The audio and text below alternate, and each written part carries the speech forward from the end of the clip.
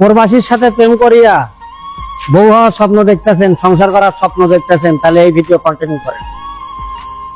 এই মেয়েটার বাড়ি হচ্ছে যশোর। ভৈরবের একটা ছেলে বিদেশ থাকে, তার সাথে অনলাইনে সম্পর্ক হয়। ওই ছেলেটা বলছিল তারে অনলাইনে বিয়ে করিয়া পরবর্তীতে বিদেশ নিয়ে যাবে। কিছু বছর যাওয়ার পর লাগে না, যোগাযোগ করে না, ব্লক করে রাখিয়ে দিচ্ছে। এটাই তো হবে। হাজার হাজার প্রবাসী ঘরে বউ রাখিয়া অনলাইনে এরকম সম্পর্কের পরে কোরআন শরীফ সে কথা দেয়, বউ দেখার পরে পরে বিয়ে করে না। দেশে হোক বা বিদেশে অনলাইনে সম্পর্ক করা বাদ দেন, অনলাইন মানে মিথ্যা। এটা তো গেল এক প্রবাসীর বইয়ের ঘটনা। আর এক প্রবাসীর কাহিনী শোনেন। মেয়েটার স্বামী করতো ব্যবসা, মেয়েটার স্বামী পরে বিয়ে করতো।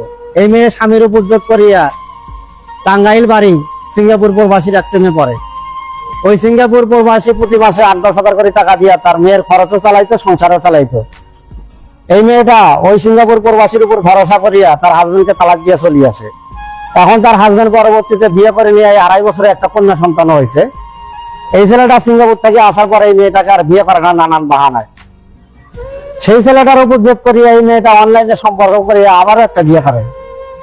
সেই বিয়ের একদিন পরে জানতে পারা যায় যে ওই পুরুষের 3টা বউ ছিল এবং সে তার সন্তান মারিয়া সেই মামলায় এখনো জামিনে আছে।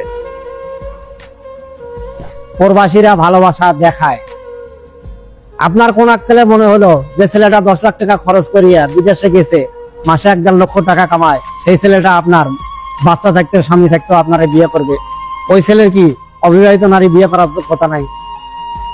চুলকানি কথাতে প্রবাসীর সাথে পীড়িত করবা আর এইভাবে দেহ দেখানোর পর রিজেক্টেড হইবা। ধন্যবাদ।